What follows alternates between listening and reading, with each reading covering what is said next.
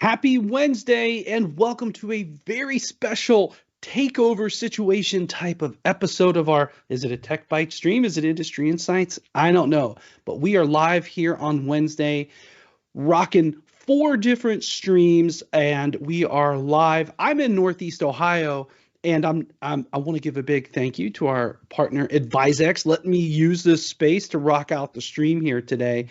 But we are pulling in two very special guests from an event out in Colorado. So, Jeffrey, why don't you roll in Michael Cade and Mark Lavi? Michael, Mark, you both are out at Red Hat Summit out in Colorado. My notes say this is your first like actual time Cade into Colorado. Michael, what is going on there at Red Hat Summit from your point of view? Nice T-shirt, by the way. Yeah, we've got it just for the occasion. But yeah, first time in Denver. We're downtown in the convention center, talking all things Red Hat OpenShift, more for us from a Veeam custom for Kubernetes point of view. But it's obviously very interesting to hear about Red Hat Enterprise Linux, about Ansible from an automation point of view, and the blend of different people that are coming to this event. First time Red Hat Summit for me. I don't know if Mark's been to some others, but yeah, this is the first time in Colorado, in Denver, at Red Hat Summit for me. Yeah, great stuff. And, I think you head home tomorrow, go get your jet lag taken over to the UK as you're still fighting it now there in Denver. And we've got a new guest. I think, Mark, this might be the first time we've had you at least on a stream with me, but why don't you give a brief intro as well and your kind of impressions of Red Hat Summit? Sure. Hi, everybody. I'm Mark Lavi. I am a principal cloud product manager for Kasten at Veeam. And yeah, here in Denver, it's been, I think, every keynote sentence, period, has ended in AI. So everything is AI. Getting AI into open source, making it much more, let's say, proficient, more accessible, and actually, in some ways, Red Hat argues more innovative than what we're seeing in the closed source or one vendor providing for everybody in the world. That was their message, and so therefore bringing it home. And there are a bunch of labs for how to train your own models. So they're very much trying to open up the accessibility and the pipelines and the infrastructure and the automation of how to do your own AI. And they argue that every application over time will probably have an AI counterpart. So if your IT organization has 500 applications, they think you'll have 500 AIs models running to complement them or augment them and so on. So that was the message. We're seeing AI in the products, we're seeing AI in the infrastructure, seeing AI all over the place. And that's the message there.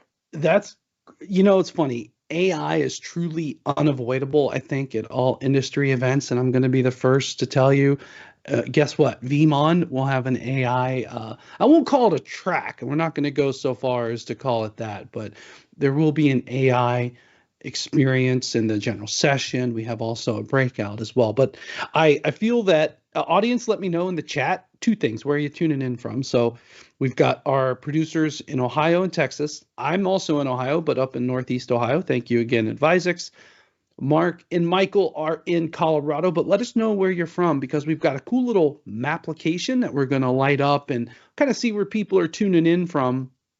But let us know also in the comments when it comes to AI, in industry events. I feel there's a lot of curiosity. That's natural. But I feel like, and this is my own view, attending a few events, I feel like they've over pivoted somehow, unless my goal is to go learn about AI. But that's just the Rickatron rant that we do on Wednesdays during the show. But I think what I want to do now is take a quick look at the share because I want to steal some photos.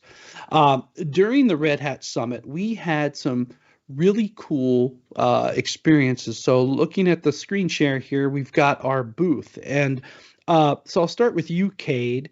Was this basically the whole team that was out there at Red Hat Summit? Yeah.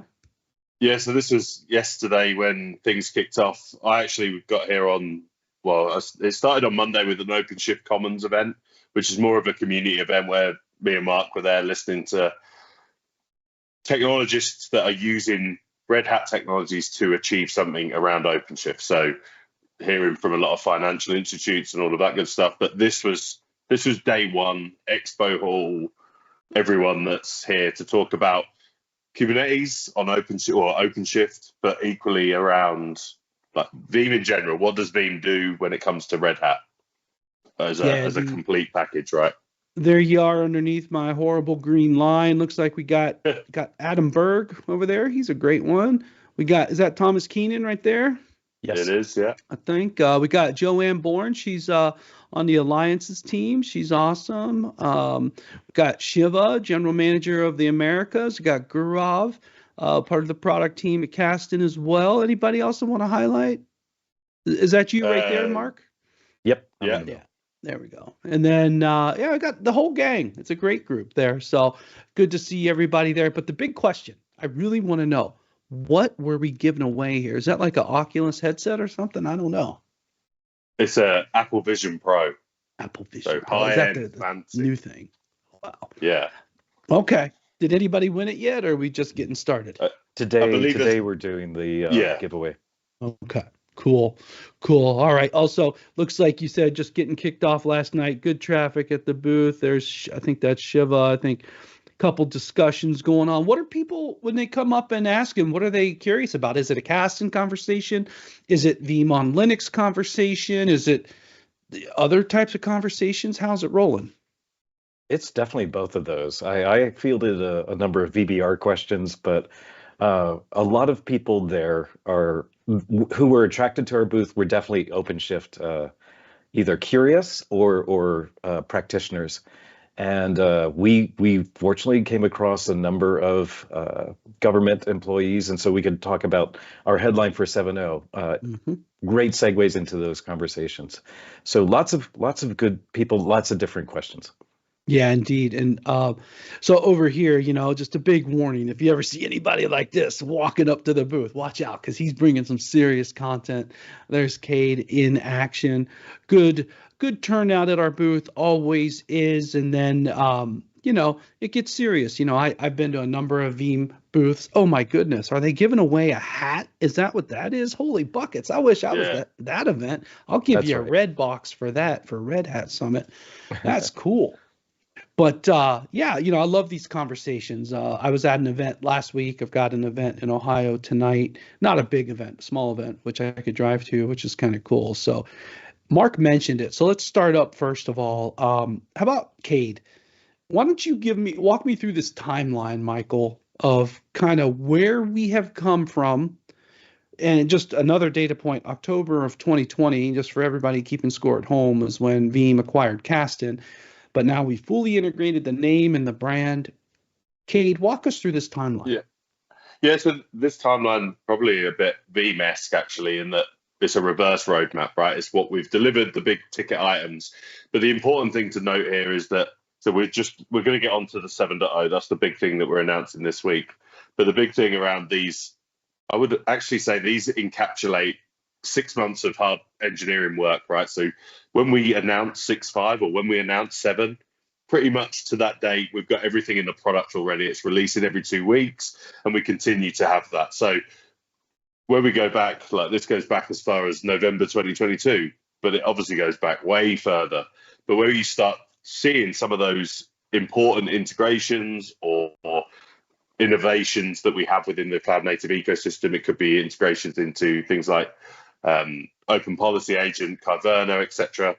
Multi-app restore, the VBR integration, which provides not only the ability to send our backups to a VBR or a Veeam repository if you're running on vSphere, but equally around being able to do instant recovery and some other pretty cool stuff there. Because again, this week we're hearing, we use Veeam, we use VBR to protect our virtualization, our unstructured data, but we have OpenShift. Tell me what Veeam do in this area. So a lot of the focus areas. Now, I would say that we've picked five or six of the big bullet points on each of these releases on this slide. But if you can imagine that 6 month window, releasing every 2 weeks, if you go to docs.kasten.io and then go to the releases, you're going to see a big amount of stuff that we're doing, and that might be new features, like new enhancements that you see on here, but it equally might be security checks, it might be vulnerabilities, it might be bug fixes, it might be enhancements. So that's a good place to see that everything that we're doing on that release. So yeah, probably a good time to get into the 7.0 stuff. Yeah, and so a couple of thoughts on that. I love that. I call it a cloud cadence, and it moves really quickly here at Veeam. I know when I do a lot of the responses to analysts and stuff, how often do you release product? We say some products it's every 2 weeks, and then some it's twice a year. It just depends on it. So this is really exciting. Just got word from the producers that the map is working, and we'll switch over to that. Oh, friends, got to let us know where you're tuning in from. We've got the I don't see it. Apologize, Jeffrey. Let's do North America first. I've got North Carolina, Washington State, and Canada. Big swatch of green, which is nice. Let us know where you're tuning in from. And over in Europe, we've got Romania, and that's it. I'm seeing how many people are in here. There's more than that. So please let us know where you're tuning in from. We'll update the application. We'll come back in a bit. So, Cade, you mentioned version 7, and I'm going to throw this over to Mark to kick it off. And Mark, there's a lot of what's new, and these are truly the highlights, I would say. Yes. And we're going to talk about some of the finer points of the. First of all, it's a new name. We should say Veeam Kasten for Kubernetes version 7. But walk us through the high level. What's new?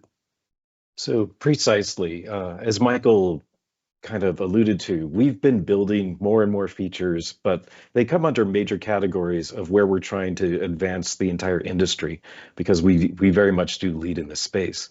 And so the two major themes were security and cyber resilience. And then really, how do we broaden our ecosystem partnerships and get to the scale and the integrations that our customers need for their situations? And that's the enterprise solutions on the right-hand side. But the big headline here is really that we have finally brought FIPS compliance into the product, and we're working to basically enable us in the most secure situations, the most let's just say sensitive workloads and stuff like that for government workloads. And FIPS is not just a United States standard. It's, although created by the National Institute of Standards and Technology, it is adopted by Canadian, US institutions, and many other industries past that. The financial services also want to have the high security things. So that's our headline. But then the next step is in cyber resilience amongst all of the other Veeam products, we're also driving ransomware protection forward. Now we have immutability with Azure Blob, black mode backup, so that we can actually back up VMs and other Kubernetes objects and persistent volumes in new ways and more efficient ways than before. And most importantly, immutable restore points, we now clearly call out so that you can distinguish them from the mutable ones or the regular backups that may be tainted in a ransomware situation. We're helping people get to the solution, the best known point of good backups as quickly as possible. Then going on to SIEM. SIEM is Security Incident Event Management. Well, we've started to bind into Azure Sentinel. So if a whole bunch of backups get deleted, well, we're going to alert everybody in Azure Sentinel to let them know this might be a DR or a ransomware situation, time to trigger. For deployment, including the authentication in more ways, in more places, such that, again, we can drive the people getting to the right things, and we can have end users backing up just their areas versus admins everywhere doing everything all the time. On the enterprise side, we have driven a lot more with Red Hat, so it's good that we're at Red Hat Summit today. With OpenShift Advanced Cluster Management, this is how we can set down policies to install Kasten, to make sure a backup goes to immutability. All of those rules can happen automatically, and this is how people can manage a multitude of different OpenShift clusters on different providers and different clouds and have consistent policies across all of them.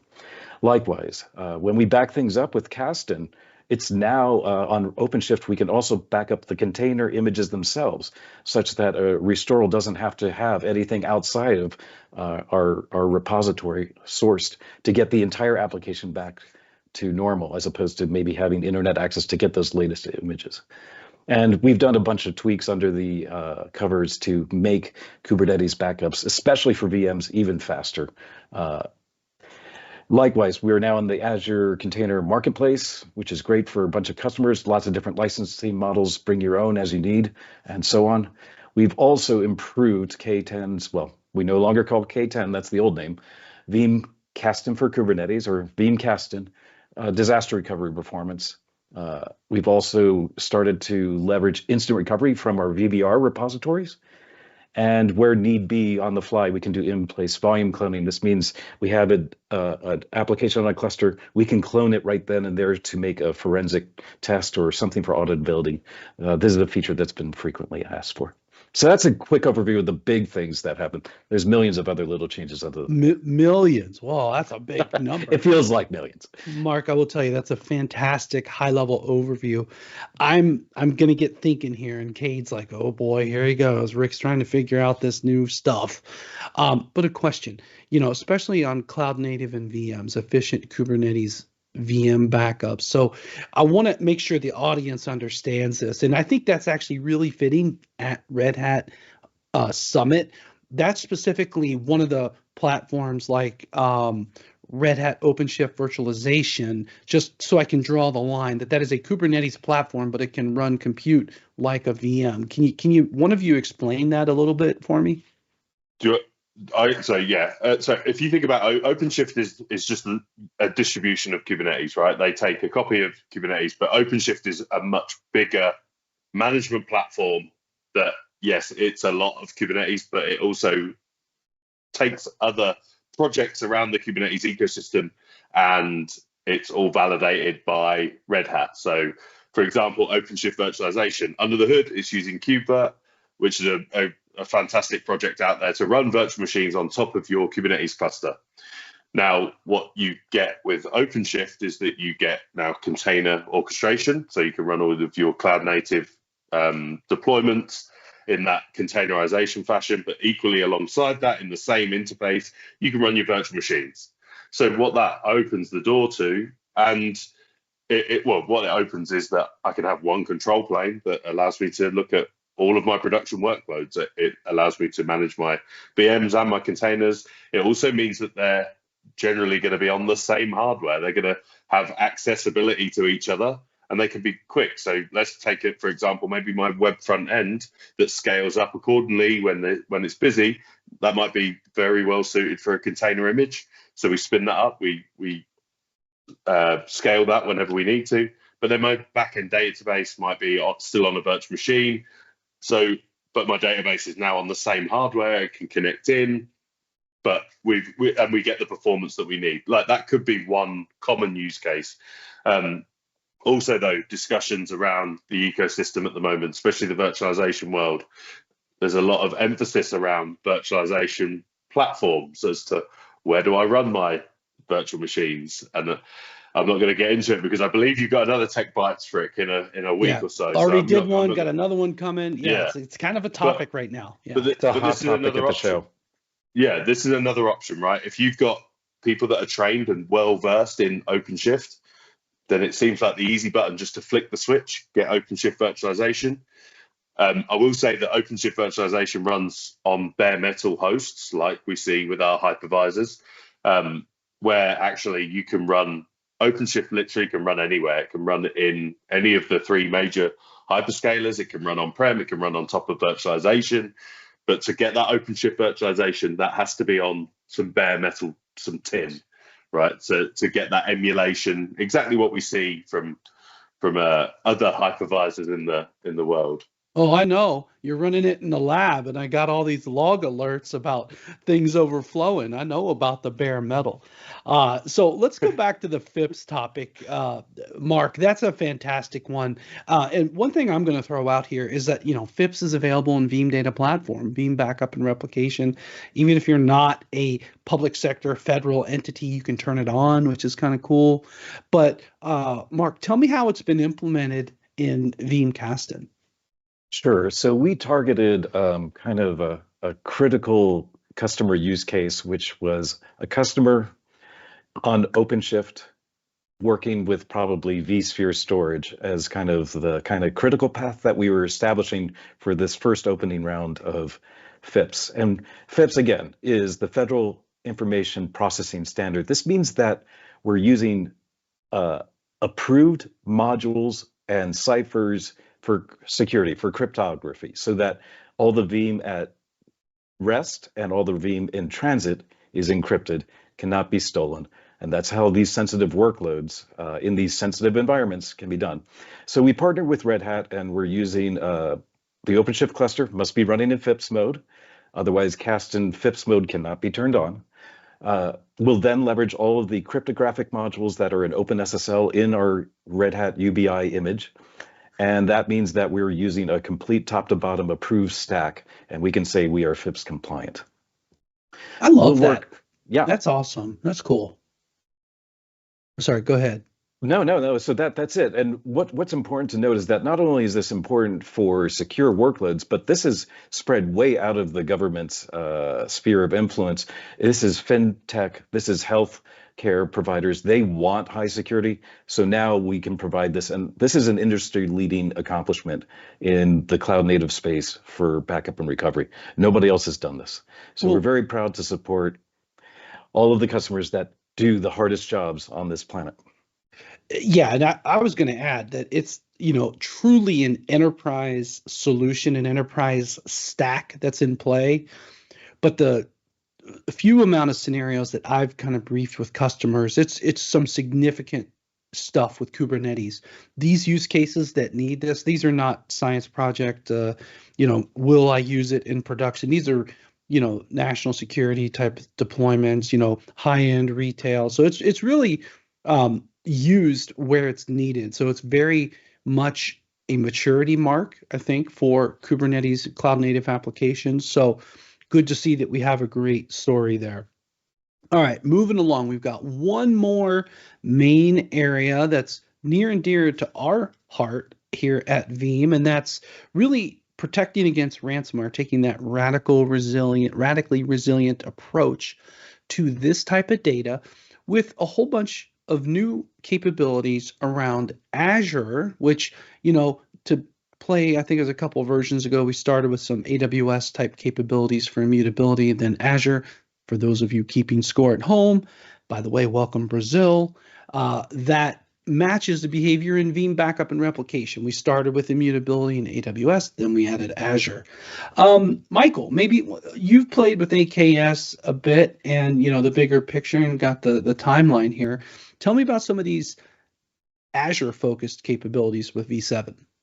Yeah, and obviously it's a bit of a busy diagram going on here, and it's very much focused on the Microsoft ecosystem, but you can pretty much lift and shift that AKS aspect to ARO, which is Red Hat running on top of Azure, and then any other Kubernetes distribution as well, if you wanted to roll your own. But in particular, as Rick was saying, so the immutable backup function within the Azure Blob storage, being able to store our backups there is only going to help us protect those backups. Should anyone have bad or more access than they should, or malicious activity was to take place, we can make sure that is protected in that.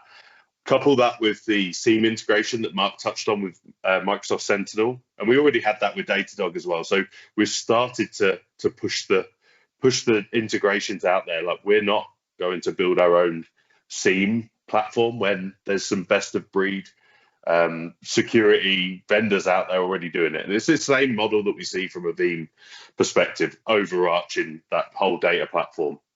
But here you can see, so an AKS example, we've got our application, we're using Kasten to protect it, we're sending that off to our immutable Azure Blob storage container, but we're taking that Kubernetes audit log and we're sending that to Sentinel, and there's some policies in there that give us some insight if anything was to potentially happen.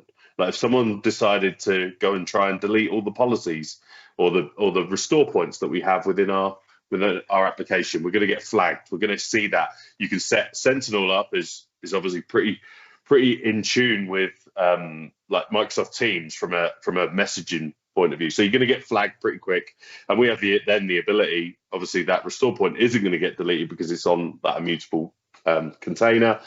Equally, if you if we deployed App 2 here and we decided that we're not going to add an immutable backup to, or a policy that pushes this to immutability, we can set some admission controller type policies with the likes of Kyverna and OPA. I mentioned them before. And these are basically guardrails to say, no, we have a company policy on our data sets that say that if you deploy something, we have to store it somewhere that is an immutable function. Also, from that, just to add in a bit more sprinkle of Microsoft here, Entra ID being used for that authentication.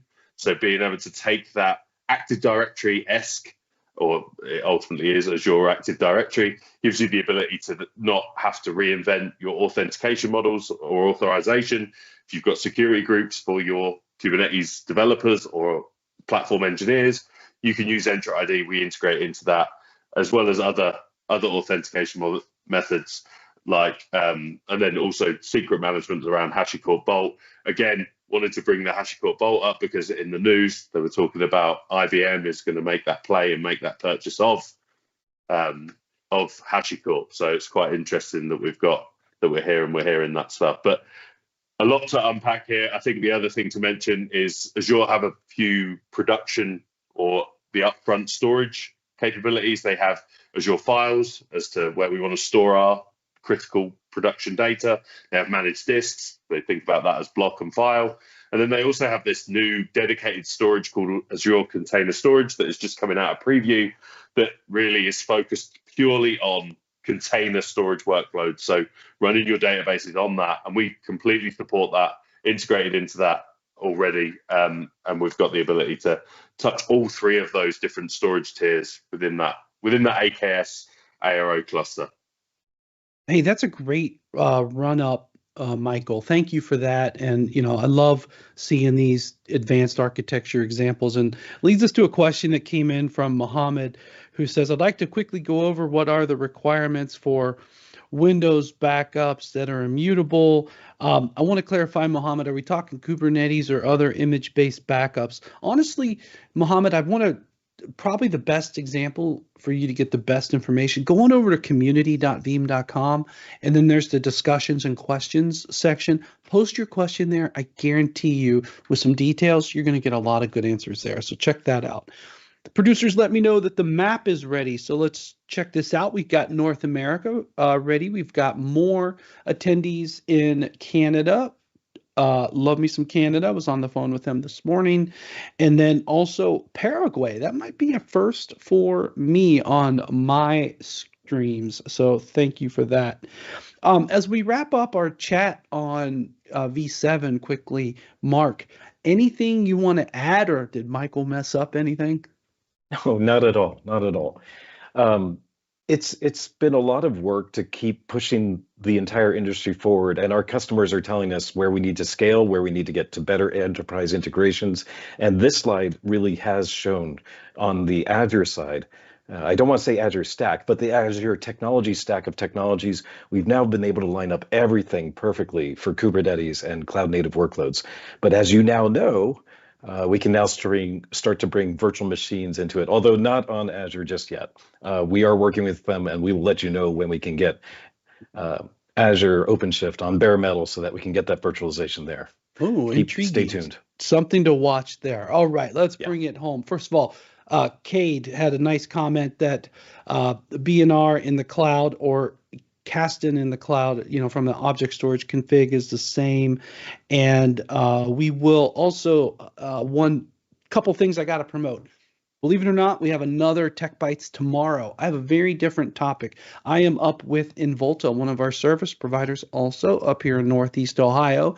And we're going to talk about data center density and PUEs, a very different topic. Hope you can make it. Also, on Tuesday the 14th, we have the Industry Insights with a kickoff of the 2024 Cloud Protection Trends Report with Jason Buffington and Leah Trusyaneski, talking about WYBAS and DRAS. And then number 3, if you didn't know, Veeam is coming around, and everyone, if you want to join us in Fort Lauderdale, you can use my code Ricatron10 for 10% off.